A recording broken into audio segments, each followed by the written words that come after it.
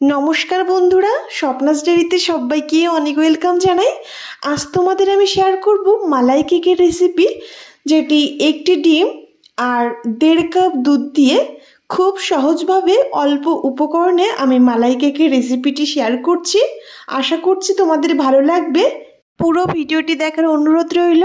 যারা এখনও আমার চ্যানেলটি সাবস্ক্রাইব করনি, প্লিজ বন্ধুরা সাবস্ক্রাইব করে আমার পাশে থেকো। প্রথমেই একটা পাত্রে আমি একটি ডিম নিয়ে নিয়েছি কুসুম সমেত। ডিমটা 1 মিনিট ধরে ফেটিয়ে নিলাম। যখন কালারটা এইরকম সাদা রং হয়ে আসবে, দেখতে পাচ্ছ, এই টাইমে অ্যাড করে দিচ্ছি 3 চামচ চিনি।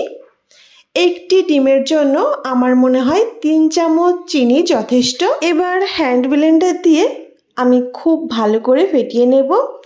মিনিমাম 10 মিনিট টাইম ধরে আমি খুব ভালো করে ফেটিয়ে নিয়েছি। 10 মিনিট পর ফিরে আসছি। দেখতেই পাচ্ছ, পুরো ক্রিমের মতো মনে হচ্ছে। যত ভালো ফেটানো হবে কেকটা তত ভালোই তৈরি হবে। দিয়ে দিচ্ছি সামান্য লবণ এবং 1/2 চামচ ভ্যানিলা এসেন্স।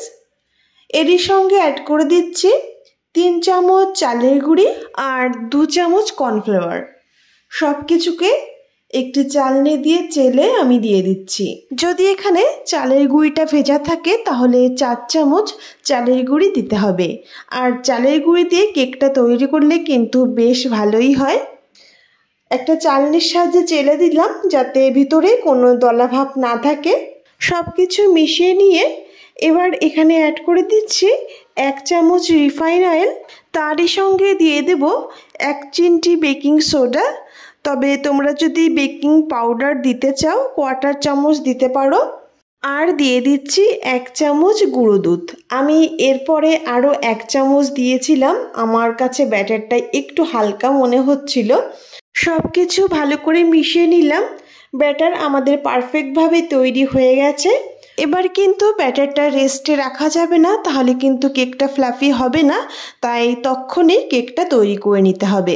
এখানে বেক করার জন্য অ্যালুমিনিয়ামের একটা পাত্র নিয়ে নিয়েছি এবং তেল ব্রাশ করে একটা পেপার আমি দিয়ে দিয়েছি যাতে কেকটা তুলতে আমার সুবিধা হয়। ফ্রাইং প্যানটা আগেই বসিয়ে রেখেছিলাম। দিয়ে দিলাম কেকের পাত্রটা। প্রথমে 1 মিনিট হাই করে রেখে তারপর 25 মিনিট মতো একদম লো করে রেখেছি। কেক আমাদের তৈরি হয়ে গেছে। চারিদিকটা দেখতে পাচ্ছ কেমন কালো কালো হয়ে আসছে, মানে কেকটা আমাদের তৈরি হয়ে গেছে। ছুরির সাহায্যে একটু ছাড়িয়ে নিয়ে আমি নামিয়ে নেব। এখানে ফ্লেমটা যেরকম থাকবে সেই হিসাবেই কিন্তু কেকটা তৈরি হতে টাইম লাগবে। 20 মিনিটও লাগতে পারে বা 25 মিনিটও। দেখতেই পারছো নিচটা কিন্তু বেশ রং ধরেছে। এর থেকে যদি আমি বেশি রেখে দিতাম তাহলে কিন্তু পুড়ে যেতে পারতো। কেকটা ঠান্ডা হওয়ার জন্য রেস্টে রেখে দিলাম। অন্যদিকে চলে যাচ্ছি মালাই তৈরি করার জন্য। এখানে আমি 1.5 কাপ দুধ নিচ্ছি। যদি মিষ্টি খেতে পছন্দ করো তাহলে দুধের সঙ্গে 2 চামচ চিনি অ্যাড করে দিতে পারো। দুধটা যখন জাল উঠে যাবে সেই টাইমে দিয়ে দিচ্ছি কিছুটা কেশর। কেশরটা দিয়ে নেড়ে চেড়ে ভালো করে মিশিয়ে নিয়ে সেই টাইমে তোমরা কিছুটা দুধ তুলে রাখবে। হালকা দুধটা কেকের উপর দিলে সেই দুধটা কেকের মধ্যে খুব ভালোভাবে ঢুকবে। আর যদি দুধটা গাঢ় হয়ে যায় তাহলে কিন্তু কেকের মধ্যে দুধটা ঢুকবে না। 1/2 কাপ মতো দুধ তুলে রেখে বাকি দুধের সঙ্গে সামান্য গুঁড়ো দুধ অ্যাড করে দেব যাতে দুধটা সহজেই গাঢ় হয়ে যায়। এখানে 1 থেকে 1.5 চামচ মতো গুঁড়ো দুধ অ্যাড করেছি। গুঁড়ো দুধটা দিয়ে খুন্তির সাহায্যে খুব ভালো করে মিশিয়ে নেব। 2 মিনিট ধরে নেড়ে চেড়ে ভালো করে মিশিয়ে নেওয়ার পর ঠিক এইরকম একটা মালাই তৈরি হয়েছে। এটা সাইড করে রেখে চলে যাব কেকের দিকে। যে দুধটা আমি তুলে রেখেছিলাম কেকের উপরে ছড়িয়ে দিচ্ছি। তারপর যে মালাইটা তৈরি করেছি সেই মালাইটা উপরে দিয়ে দেব। দেখতেই পারছো কতটা লোভনীয় লাগছে দেখতে, খেতেও কিন্তু ততটাই ভালো লাগে। আর উপকরণ খুবই কম। মালাইটা দিয়ে চারিদিকে সমানভাবে ছড়িয়ে দিলাম। কিছু ড্রাই ফ্রুটস ছোট ছোট টুকরো করে কেটে নিয়েছি উপরে সাজিয়ে নেওয়ার জন্য। কিছু আমন্ড বাদাম কুচি করে উপর দিয়ে সাজিয়ে নিয়েছি। তো বন্ধুরা, রেসিপিটি কেমন হয়েছে অবশ্যই জানিও।